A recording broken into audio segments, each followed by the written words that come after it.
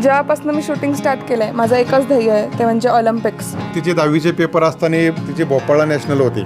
मी इथले पेपर झाले की मी विमानाने तिला तिकडे न्यायचो, तिथं मॅच खेळायचो, तिथं परत इथं आणायचो, इथं परत पेपर द्यायची. ती एकतरी आपल्या मुलगी असेल मुलगा असेल घरात खेळाडू हा पाहिजेलच.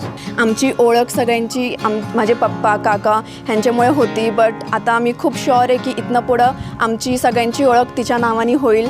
जर्मनी येथे झालेल्या इंटरनॅशनल शूटिंग स्पोर्ट्स फेडरेशनच्या ज्युनियर वर्ल्ड चॅम्पियनशिपमध्ये पुण्यातील हिंजवडी मान IT पार्क परिसरातील अवघ्या 15 वर्षीय शौर्या दिलीप भरणे हिने दमदार कामगिरी करत भारतासाठी रौप्य पदकाची कमाई केली आहे.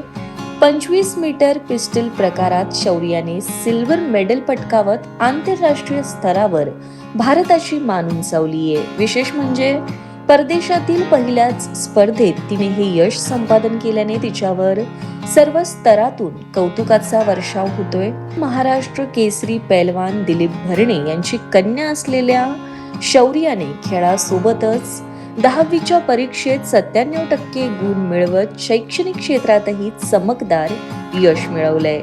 मार्गदर्शक प्रशिक्षक शिवराज ससे आणि नंदकुमार यादव यांच्या मार्गदर्शनाखाली घडलेल्या शौर्याचे पुढील लक्ष ऑलिम्पिकमध्ये भारतासाठी पदक जिंकण्याचे असून त्यासाठी ती अधिक जोमाने सराव करणार असल्याचं तिने सांगितलं. यशाबद्दल नेमकं काय सांगशील? तर मी हे यश हे मेडल माझ्या कुटुंबाला आणि माझ्या कोचेसला समर्पित करते. कारण माझ्या कोचेसच्या मार्गदर्शनाशिवाय माझे कोच म्हणजेच श्री शिवराज ससे सर, ज्यांनाही खूप इंटरनॅशनल मेडल्स आहेत, त्यांनी देशाचं नाव खूप उंचावर नेलं आहे. तसेच हर्षवर्धन यादव दादा हा पण एक एशियन चॅम्पियन आहे. त्यांनीही माझी ह्या जर्नीमध्ये खूप मदत केली आहे.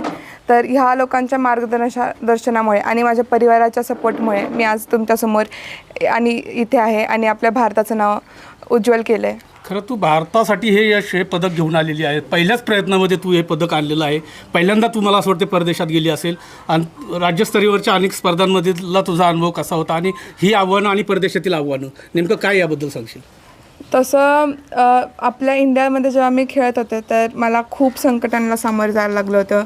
म्हणजे कधी माझी वेपन मालफंक्शन होत होती किंवा कधी माझे इमोशन्स माझ्या टेक्निकवर टेक ओव्हर करत होते. तर ह्या सगळ्या गोष्टींना मात देऊन माझं तिकडे जेव्हा सिलेक्शन झालं तेव्हा म्हणजे घरात सगळे लोक इतके खुश होते आणि मला त्यांच्या खुशीमध्ये त्यांचे एक्सपेक्टेशन्स दिसत होते.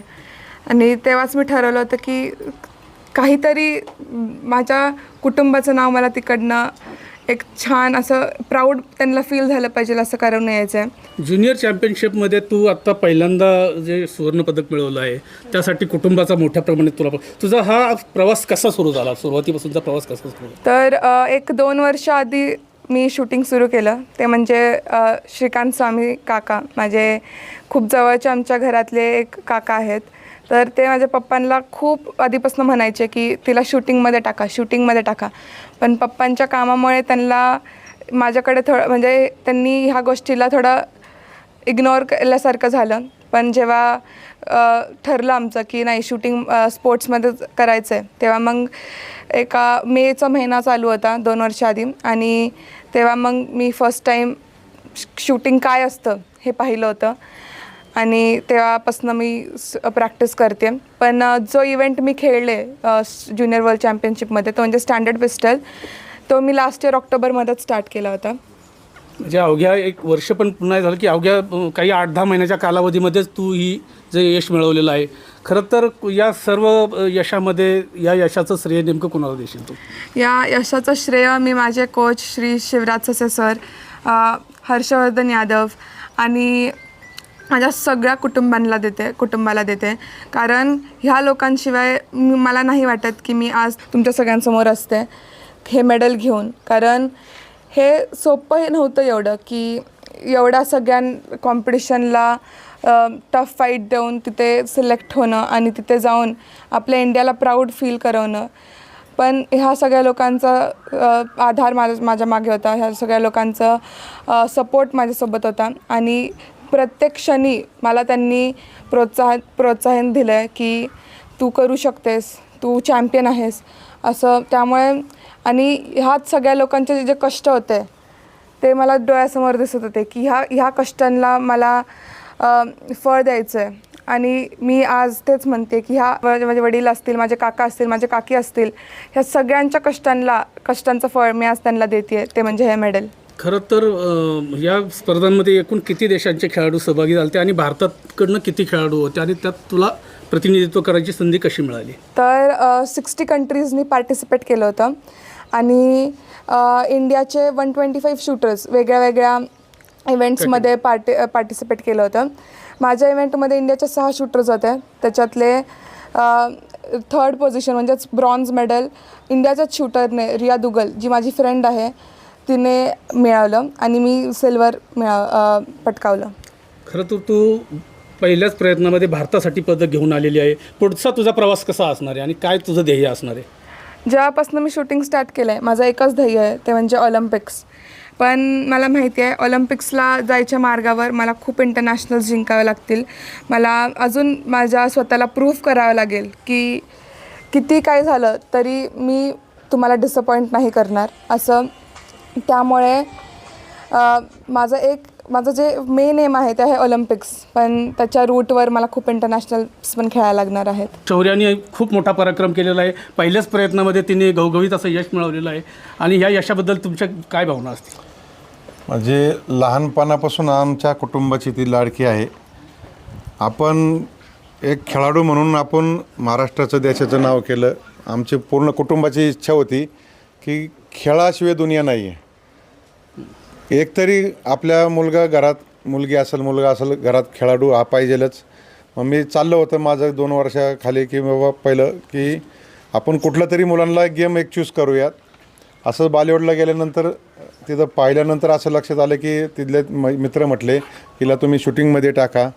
माझा विचार चालला होता हिला कुस्तीमध्ये टाकायचं. बरं, अचानक ती ॲक्सिडेंटली त्याच्यात गेली. तिने 2 वर्ष खूप मेहनत घेतली.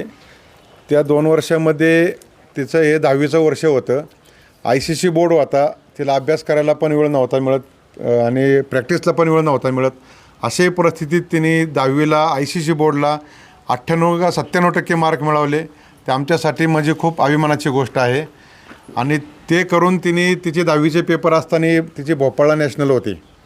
तर मी तिकडं रिक्वेस्ट केली आणि तर शाळेला पण रिक्वेस्ट केली की मला थोडं हे करू द्या म्हणून.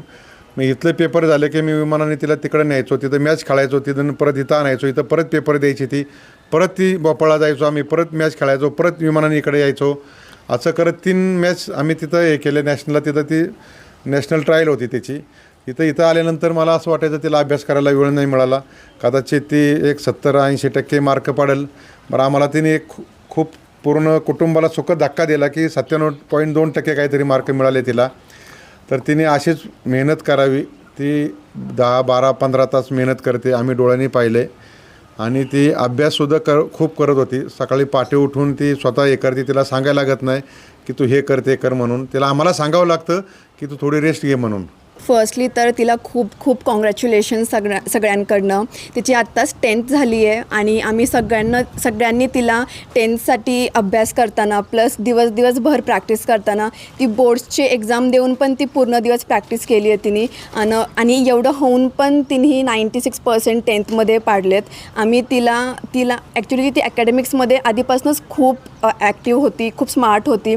आणि त्या व्यक्तीला आपण जर म्हटलं की तुला स्पोर्ट्सवर फोकस करायचं आहे, तुला अभ्यास थोडा कमी करावा लागेल, तुला घरनं काही प्रेशर नाही आहे, तू मार्क्स कमी पडले तरी चालेल, बट तिने जिद्द सोडली नाही. ती कंटिन्यू रात्रभर अभ्यास करत होती, दिवसभर प्रॅक्टिस करायची, एक्झाम्स देऊन आल्यावरती पण ती प्रॅक्टिस करत होती.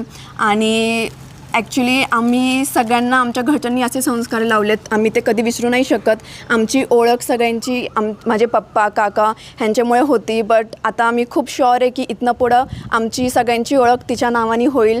आणि आम्हाला सगळ्यांना माहीत आहे की ती एवढी प्रॅक्टिस करते, एवढं संघर्ष करते की पुढे जाऊन ती नक्कीच इंडियाला पण खूप नाव कमवून देईल.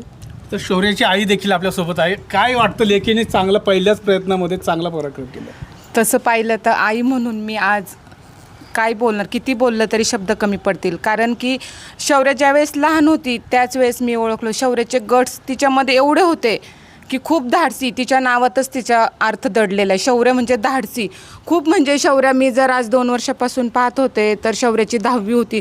म्हणजे खूप डिप्रेशनमध्ये जाणारी मुलगी, एक कुटुंबाचा आधार. आणि खूप आम्ही म्हणजे सर्व कुटुंब अगदी जवळून पाहत होतो शौर्याला की अरे बाळा तुला दिवसभरही प्रॅक्टिस करते तू, रात्रीचा अभ्यास. पण एवढी मेहनत करत होती मुलगी, आनंदाचे पण आत्ता अश्रू आहे. पण त्यावेळेस खूप आम्ही म्हणजे खूप शौर्याने मेहनत घेतली आणि आज त्या मेहनतीचं तिला यश मिळालं. हे यश पाहून एवढा आनंद होतोय ना की आमचं आज भरणे कुटुंब त्या आनंदात सहभागी आहे.